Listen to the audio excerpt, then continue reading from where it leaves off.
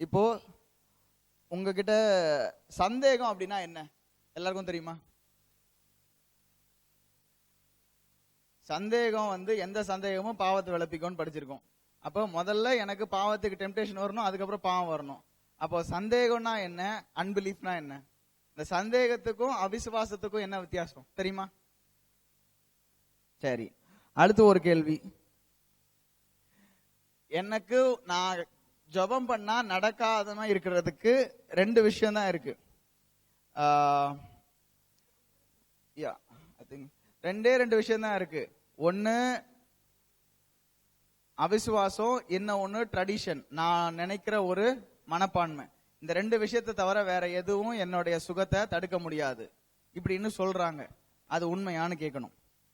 அடுத்தது, இப்பெல்லாம் ஹீலிங் கிடையாதுங்க.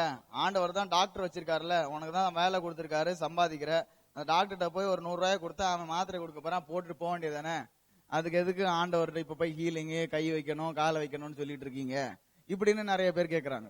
ஆண்டவர் இப்ப ஹீல் பண்றதெல்லாம் இல்ல. ஆண்டவர் இப்ப என்ன பண்றாரு? ஆண்டவர் டாக்டர் வச்சுதான் இப்ப ஹீல் பண்றாரு, ஆண்டவர் மனசை மாத்திக்கிட்டாரு அப்படின்னு சொல்றாங்க. இப்ப அது உண்மையா? அதுக்கப்புறம் எங்க அப்பா இப்படிலாம் பண்ணாரு, எங்க தாத்தா இப்படிலாம் பண்ணாரு, எங்க தாத்தா பண்ண பாவத்தினால இப்போ நான் கஷ்டப்பட்டுட்டு இருக்கேன் அப்படின்னு சொல்றாங்க.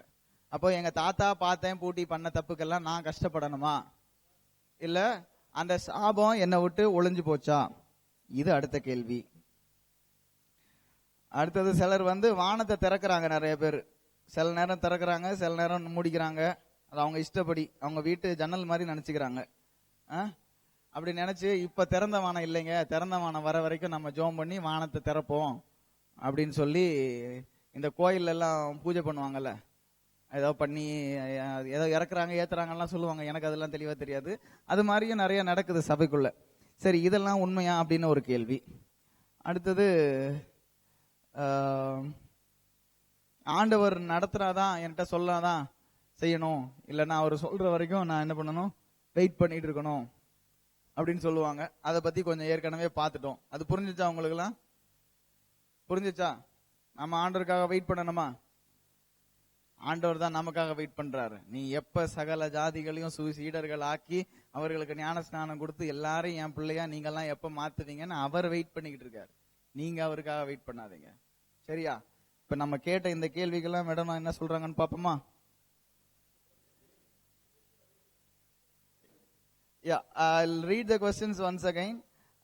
It is, your traditions is a faith that is acting against you. That is one thing. And another thing is that you should understand doubt. What is doubt and what is unbelief? And there is another thing, healings have passed away. Doctors or today's way of healing. There is another thing that we will be talking about, generational curses. And then we will cover what is a open heaven and a closed heaven. Like, should you have to open heaven? Should you have an atmosphere? And what is a real revival? And we will also cover something on healing, the leading of the Holy Ghost. Kinds on that. Okay? Idea.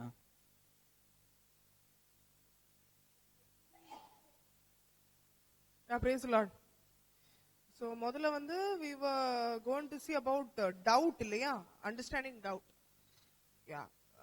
It's a very simple one statement I'm going to give. If you have pen and paper, write it down. அதாவது அதுக்கு ஒரே ஒரு வரியில உங்களுக்கு சொல்றேன். உங்களுக்கு பேனா இருந்தனா நீங்க அதை எழுதிக்கோங்க. It's very profound if you understand this. அதை நீங்க புரிஞ்சிக்கிட்டனா ரொம்ப வல்லமையான ஒரு உண்மையா இருக்கும். Okay. Doubt is a temptation. அதாவது சந்தேகம் அப்படின்றது ஒரு சோதனை. Okay. Until you give in, it's not yet sin. அதாவது அந்த சோதனைக்கு உங்களை நீங்க விட்டு கொடுக்கிற வரைக்கும் அது பாவம் இல்லை. Now the word of God says what is not of faith is sin. ஆண்டோட வசனம் சொல்லுது, எவைகள் எல்லாம் விசுவாசத்தினால் ஆகவில்லையோ அவைகள் எல்லாம் பாவம் அப்படின்னு சொல்லுது. But doubt is the temptation. ஆனா சந்தேகம் அப்படின்றது ஒரு சோதனை. Okay. Only when you give into temptation, then it becomes sin. அந்த சந்தேகத்துக்கு உங்களை நீங்க விட்டு கொடுத்து அதுக்கு கீழ்ப்பட்டு போனீங்கன்னா அதுக்கப்புறம் தான் அது பாவத்தை பிறப்பிக்க முடியும். Okay. See, The reason why I'm explaining that is because அத நான் ஏன் சொல்றேன்னா, sometimes you people may get thoughts of doubt. ஏன்னா சிலருக்கு வந்து இந்த சந்தேகத்தின் சிந்தனைகள் சில பேருக்கு வரும். So people will get so condemned by the thoughts of doubt. நிறைய பேருக்கு இந்த சந்தேகத்தின் சிந்தனைகள்னால நிறைய பேரு அலக்கழிக்க, அதாவது குற்றப்படுத்தப்படுறாங்க. I felt so guilty that I was getting thoughts of doubt. அதாவது எனக்கு இந்த சந்தேகத்தினால நிறைய சிந்தனை வரனால எனக்கு ரொம்ப குற்றமனப்பான்மை அதிகமாயிருச்சு. But you need to understand one thing. ஆனா உங்களுக்கு ஒரு விஷயம் புரியணும். Even the devil raised questions to Jesus. பிசாசு கூட இயேசு கிறிஸ்து கிட்ட கேள்விகள் கேட்டான். Now when thoughts come, இப்போ எனக்குள்ள சிந்தனைகள் வரும்போது devil brings those thoughts of doubts. பிசாசு அந்த சிந்தனைகளை கொண்டு வரான். You need to recognize it's the devil who is raising those questions inside of you. அதாவது உங்களுக்கு தெரியணும் அந்த கேள்விகளை கொண்டு வரது பிசாசுன்னு. And you should also know, until and unless I give my approval, then I have not been defeated. அதாவது உங்களுக்கு ஒரு விஷயம் தெரியணும், நான் அந்த சிந்தனைகளுக்கு இடம் கொடுக்கிற வரைக்கும் நான் தோத்து போறது இல்ல. Are you understanding what I'm saying? நான் சொல்றது உங்களுக்கு புரியுதா? Doubt is the temptation. சந்தேகம் அப்படின்றது ஒரு சோதனை. Just because you got a thought of doubt doesn't mean you lost it. அதாவது உங்களுக்கு ஒரு சிந்தனை வந்தனால நீங்க அதை விட்டுட்டு போல. You can still take the word and battle it and win. உங்களுக்கு சந்தேகம் வந்தாலும் தேவனுடைய வசனத்தை எடுத்து நீங்க சண்டை போட்டு அதை ஜெயிக்க முடியும். This particular illustration helped me understand this. ஒரு விஷயம் எனக்கு ரொம்ப உதவியா இருந்தது, அதை உங்களோட சொல்றேன். One man of God said, தேவனுடைய மனுஷன் ஒருத்தர் சொன்னாரு, if you're standing in an upper story, நீங்க ஒரு மாடியில நிக்கிறீங்கன்னு வச்சுக்கோங்களேன், maybe you're not able to stop a crow from flying above your head. அதாவது இந்த பறவை இருக்குல்ல, அது உங்க தலைக்கு மேல பறக்கிறத உங்களால நிறுத்த முடியாது. But you can stop it from making a nest on your head. ஆனா அந்த பறவை உங்க தலையில கூடு கட்டுறத உங்களால நிச்சயமா நிறுத்த முடியும். Are you understanding? சொல்றது விளங்குதா? Just because a thought flies over your head, என் மனசுல ஒரு சிந்தனை வந்தனால doesn't mean you lost it. நான் அதை தொலைச்சிட்டேன்னு கிடையாது. When you have the word and resisted, you always win. நீங்க வசனத்தையும் வார்த்தையும் எடுத்து அதுக்கு எதிர்த்து நிற்கும் போது நீங்க நிச்சயமா ஜெயம் கொள்ளுவீங்க. You understanding what I'm saying? விளங்குதா நான் சொல்றது? Okay, praise God. Now we'll go to questions. Okay. Yeah, your tradition, faith. So, அதாவது நம்ம இப்போ ஒருத்தருக்காக ஹீலிங் பண்ண போறோம். அப்போ இது நடக்காது அப்படின்னு ஒரு சிந்தனை வருது. ஐயோ இது நடக்காதுன்னு நான் நினைச்சிட்டேனே, அப்ப நான் இன்னும் மனசுலயே ஜெயிக்கலையே, அப்ப நான் போய் கை வச்சா எப்படி நடக்கும் அப்படின்னு யோசிக்காம, you should bring that thought captive into the knowledge of Christ Jesus. எந்த சிந்தனையும் கிறிஸ்துவனுடைய என்னது விசுவாசத்துக்குள் சிறைப்பிடிக்கணும். ஓகே, சோ அப்ப நாங்க போகும்போது இல்ல, நான் என் விசுவாசத்தின் படி போல கிறிஸ்துவின் விசுவாசத்தின் படி போறேன், நான் கை வச்சா நடக்கும், இது அடையாளம்.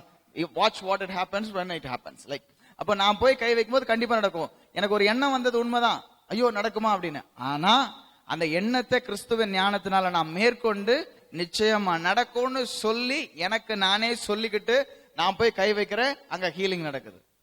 Okay, that is it. Okay. Unbelief. Unbelief. Okay, we'll come to that. Okay, now the hindrances to healing. Okay, இப்போ ஹீலிங்க்கு தடையா என்ன இருக்க முடியும்? If you ask me, I'll say the only hindrance to healing, என்ன கேட்டீங்கன்னா ஒரு சுகத்தை தடுக்கிறதுக்கு என்ன, எது சுகத்தை தடுக்க முடியும்னு கேட்டா, is the only reason is the fact that you believe there is a hindrance. ஒரே ஒரு காரணம் தான் இருக்க முடியும், அங்க ஏதோ ஒண்ணு இருக்கு, அது என்னோட சுகத்தை தடுக்கும்னு நீங்க நினைக்கிறீங்களா பாத்தீங்களா, அந்த நினைப்பு தான் தடுக்கும். Do you understand? விளங்குதா? Now what brings those thoughts? அந்த எண்ணத்தை எது கொண்டு வருது? Unbelief, tradition. அந்த எண்ணத்தை கொண்டு வர்றது அவிசுவாசம். அப்படி இல்லைன்னா நீங்க நம்பிக்கிட்டு இருக்கிற உங்களுடைய பாரம்பரியம். Okay, what do I mean by tradition? நான் பாரம்பரியத்தை பத்தி நான் என்ன சொல்றேன்? Go to Matthew 15 verse 6. மத்தேயு 15 வசனங்கள் 6 பாருங்க. And honor not his mother or father, he shall be free. Thus have ye made the commandment of God of none effect by your tradition. வாசிங்க. தமிழ்ல வாசிங்க யாராவது. நீங்களோ ஆ ஆ ஆ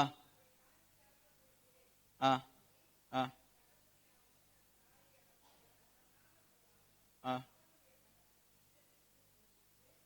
அடுத்தது Next.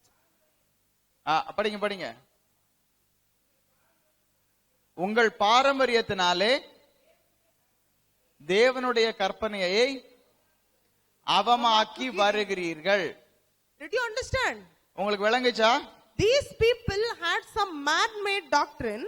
இந்த மக்களுக்கு மனுஷரால சொல்லப்பட்ட சில போதனைகள் இருந்துச்சு, பாரம்பரியங்கள் இருந்துச்சு. The Lord says this was making the word of God of no effect. ஆண்டவர் சொல்றாரு இவங்களுடைய பாரம்பரியம் தேவனுடைய வார்த்தைய பலனற்றதாக பயனற்றதாக மாற்றிருச்சு. Today why the church is not experiencing the victory that is supposed to? ஏன் இன்னைக்கு சபையில தேவன் குறிச்ச தேவன் நிர்ணயிச்ச வெற்றி சபையில நிலைவரமா இல்ல?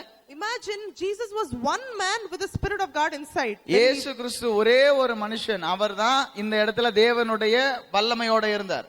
Before he died. அவர் மரிக்கிறதுக்கு முன்னாடி இயேசு ஒருவர் மட்டும்தான் அந்த முழு வல்லமையோட பூமியில நடந்தார். And thousands and thousands and thousands were touched.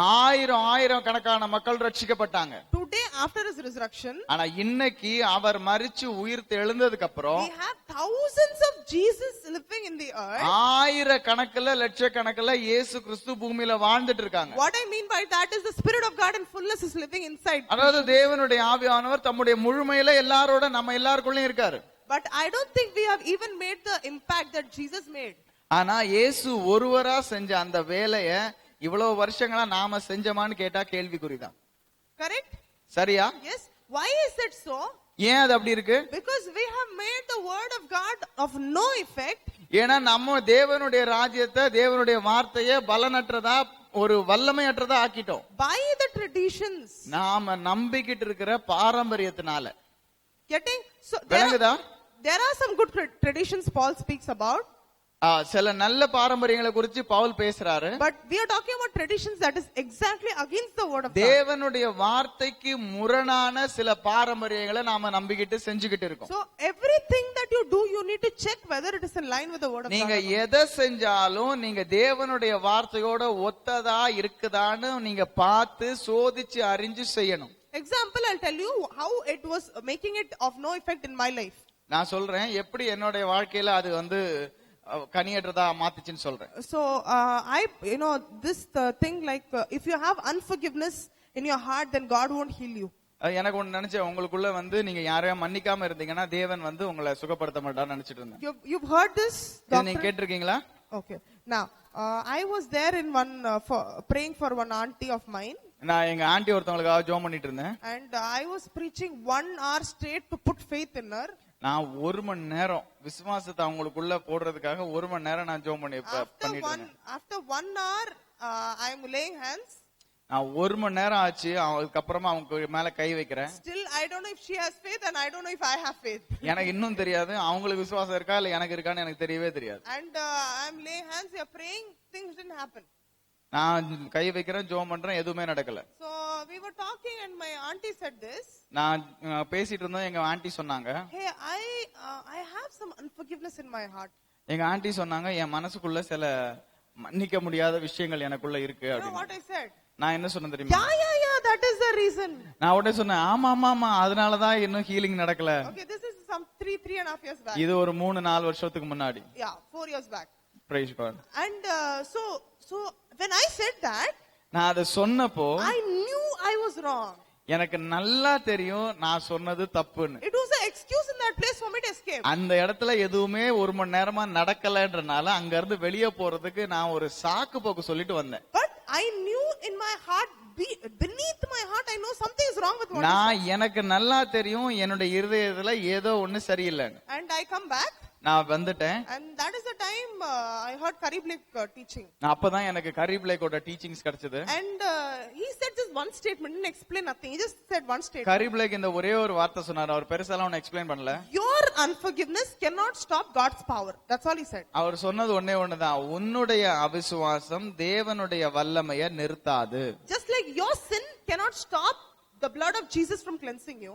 அதாவது உன்னுடைய பாவம் தேவன் உன்னை சுத்திகரிக்கிறதுல இருந்து அவரை தடுக்காது.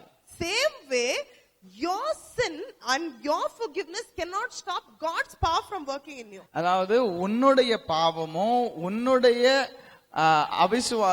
உன்னுடைய பாவமும் நீ மத்தவங்களை மன்னிக்காம இருக்கிற உன்னுடைய தன்மையும் தேவன் தம்முடைய செயலை செய்யறதுக்கு அவரை தடுக்காது. In other words, your unforgiveness is not greater than God's power.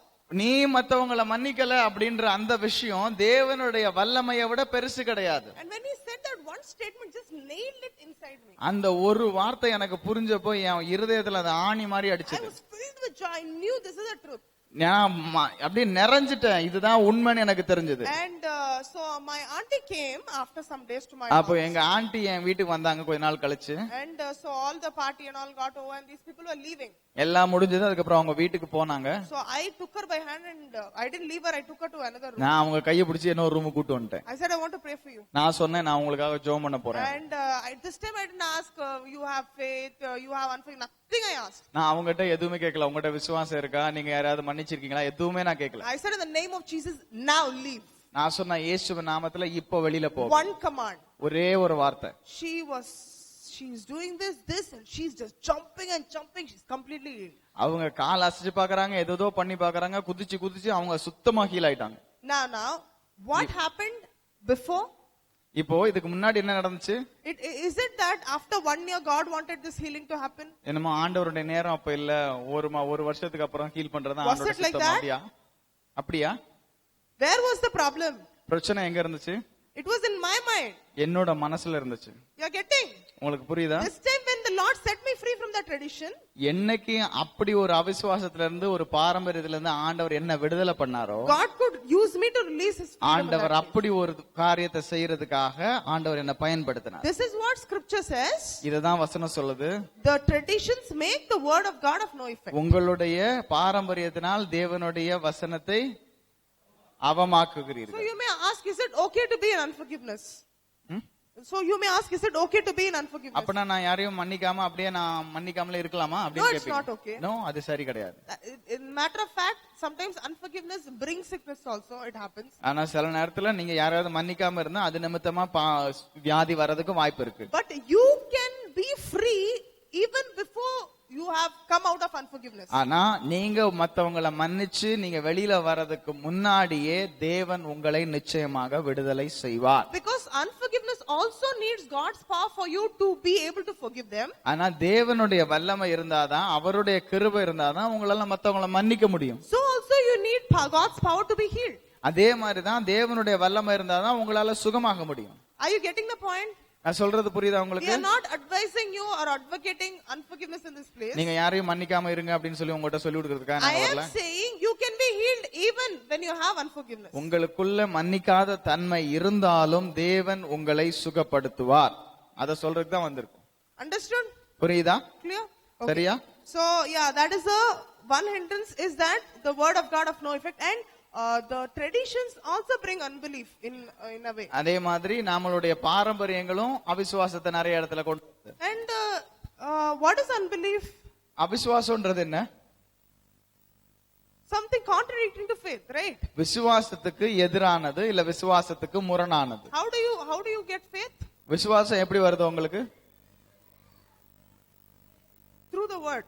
தேவனுடைய வார்த்தையின் மூலமா. So when you believe things opposite to the word of God, then you have unbelief. அப்போ தேவனுடைய வார்த்தைக்கு முரணா நீங்க நினைச்சீங்கன்னா அது அவிசுவாசம். That is as simple as that. அது ரொம்ப சிம்பிள். நம்ம வார்த்தையை நம்பினோம்னா வார்த்தையை நம்புறது நடக்குது. அதுக்காக தான் ஆண்டவர் இப்படிதான் வச்சிருக்காரு, இதோட சட்டம் இப்படிதான் நம்ம போதிக்கிறோம். இப்ப வார்த்தை புரியும் போது அதனால பிறக்கிறது விசுவாசம். வார்த்தைக்கு எதிரா எதெல்லாம் உங்களுக்கு புரியுதோ அதெல்லாம் அவிசுவாசம். Yes, yeah. And some major things about this generational curses. சில விஷயங்கள் உங்களை பத்தி சொல்லணும். இந்த என்னது பரம்பரை சாபம் அப்படின்னு சொல்லுவாங்க. Okay. Many people in the body of Christ believe in generational curses. நிறைய பேர் இந்த பரம்பரை பாவம் இருக்கு அப்படின்னு நினைக்கிறாங்க. There is this one scripture in the Old Testament. பழைய ஏற்பாட்டுல ஒரு வசனம் இருக்கு. People take that and they quote it for this. அத அவங்க எடுத்து சொல்லுவாங்க. Visiting the Lord says, I will visit the iniquity from generation to generation. அதாவது அவர் ஆண்டவர் சொல்லிருப்பாரு, நான் பிதாக்களுடைய பாவத்தை பிள்ளைகள்ட்டையும் நான்காம் தலைமுறை வரைக்கும் விசாரிப்பேன்னு சொல்லியிருப்பாரு. Yeah, but scripture in Ezekiel, which is in the Old Testament itself says. ஆனா பழைய ஏற்பாட்டிலேயே ஒரு வசனம் எசேக்கியேல்ல இருக்கு, அதை எடுத்து வாசிங்க. I don't have the reference. Okay. Yeah, this I can give the reference later to you. Right now நான் சொல்றேன். Now that scripture says, I will not punish the son for the iniquity of the father. பழைய Praise God. அந்த வசனம் பழைய ஏற்பாட்டிலே சொல்லுது, நான் அந்தந்த மனுஷனுடைய பாவத்தை அவன் கிட்ட கேட்பேன், அடுத்து இந்த ஆத்மாவுடைய பாவத்துக்காக விலை செலுத்த இல்லைன்னு சொல்லு. How many of you know Ezekiel is after Exodus in the Bible?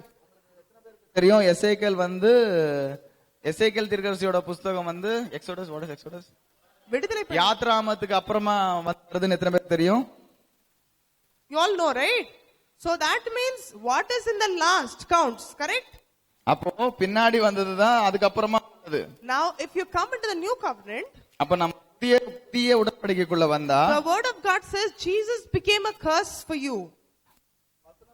இயேசு கிறிஸ்து நமக்காக சாபமானார். Yes? சரியா? Why he became a curse for you? அவர் நமக்காக ஏன் சாபமானார்? Yeah, today in him you all are blessed. அவருக்குள்ள நாம எல்லாரும் ஆசீர்வதிக்கப்பட்டிருக்கோம். So in him all the curses of the law was done already. அவருக்குள்ள எல்லா சாபமும் ஒழிக்கப்பட்டது. So there is nothing called generation curse from today for you today. இப்போ உங்களுக்கு எந்த விதமான பரம்பரை சாபங்களும் கிடையாது. Matter of fact, your generation doesn't date back to your grandmother or grandfather now. என்ன ஒரு நீங்க நல்லா புரியணும், உங்களுடைய பாரம்பரியத்தை இல்லனா உங்களுடைய தாத்தா பாட்டின்னு எடுத்தா உங்க தாத்தா பாட்டி கிட்ட இருந்து நீங்க வரல. You are born of God. நீங்க கிறிஸ்துவால பிறந்திருக்கீங்க. Your generation dates back to God. உங்களுடைய பாரம்பரியத்தை எடுத்துட்டு போனா அது கடவுள் கிட்ட இருந்து தான் வரும். So if you look at that generation, நீங்க அந்த பாரம்பரியத்தை பாத்தீங்க, then you should get only generational blessing, not generational curse. உங்களுக்கு பாரம்பரிய ஆசீர்வாதங்கள் தான் வரும், பாரம்பரிய சாபம் வராது. Right? You understanding? So there is nothing called generational curse for you at all today. அப்போ உங்களுக்குள்ள பரம்பரை சாபம் அப்படின்றது எதுவுமே கிடையாது. You know, because some people do this. If somebody is sick, then they go and dig the sin of the father, grandfather, bring a pastor to break the generational curse. You see, a lot of things like this. அதாவது நீங்க பாத்தீங்கன்னா நிறைய பேர் பாஸ்டரை கூட்டிட்டு வந்து எங்க தாத்தா செஞ்ச பாவம் எங்க பாட்டி செஞ்ச பாவம்னு எல்லா பாவத்தையும் உடைச்சிட்டு இருப்பாங்க. He himself would have gone to heaven. அவரே பரலோகத்துக்கு இருப்பாரு. But you will be struggling with what sin he did. நீங்க அவர் செஞ்ச பாவத்தை நினைச்சு நீங்க கஷ்டப்பட்டுட்டு இருக்கீங்க. Understood? So don't get your mind into all these things which are very insignificant, which is not at all valid. அப்படி ஒண்ணுமே உப்பு சப்பு இல்லாத இந்த மாதிரி விஷயத்துக்காக எல்லாம் கஷ்டப்பட்டுட்டு இருக்காதீங்க. Okay, praise God. What else was the other question?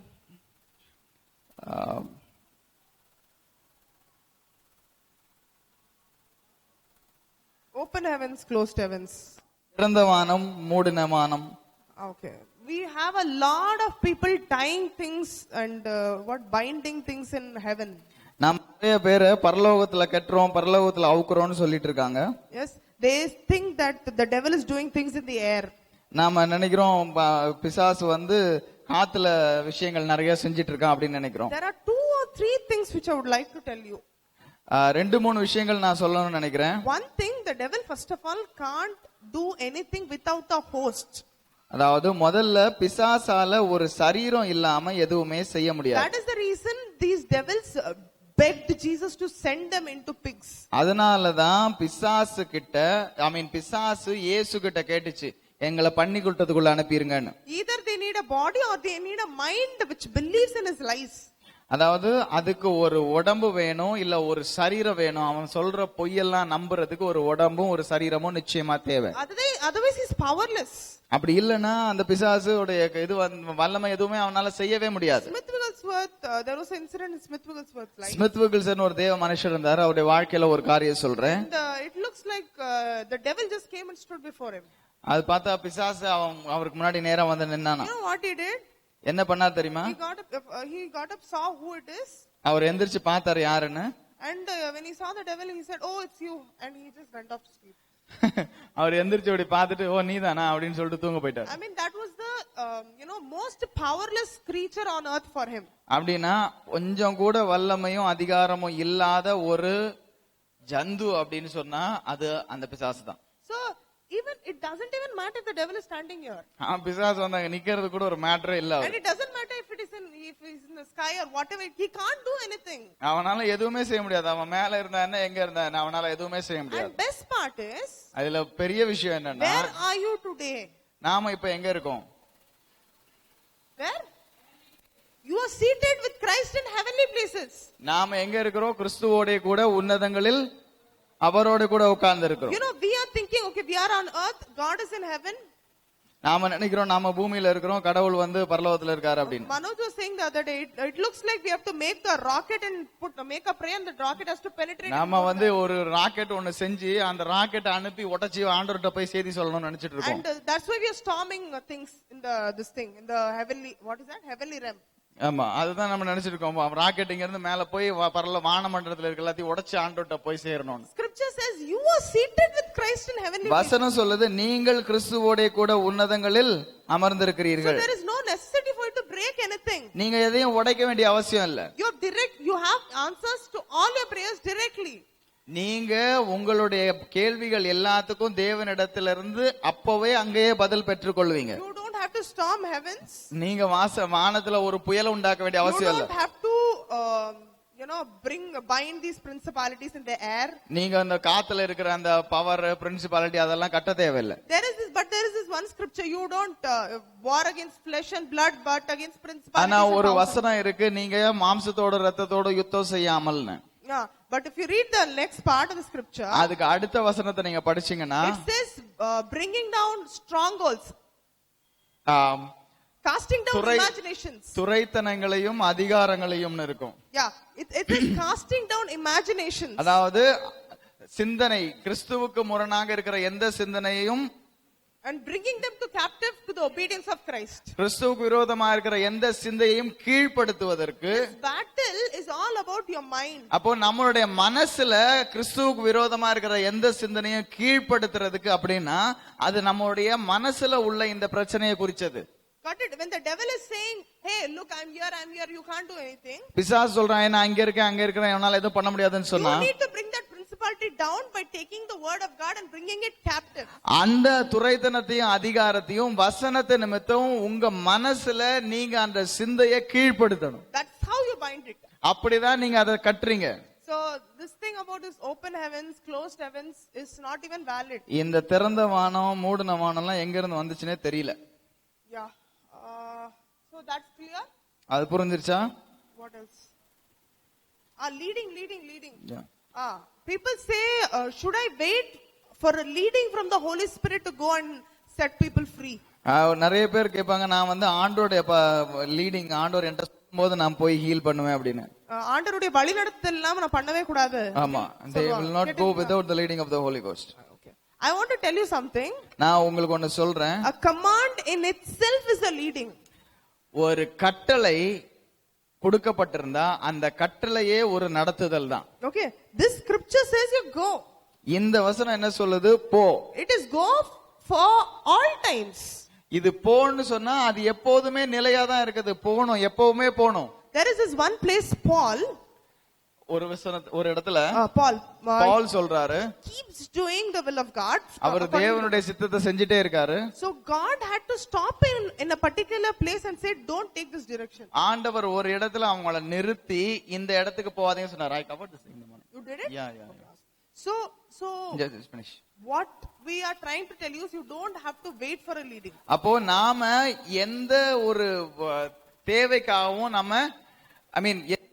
தேவனுடைய சித்தத்தை செய்யறதுக்காக நம்ம காத்திருக்க வேண்டிய அவசியம் இல்லை.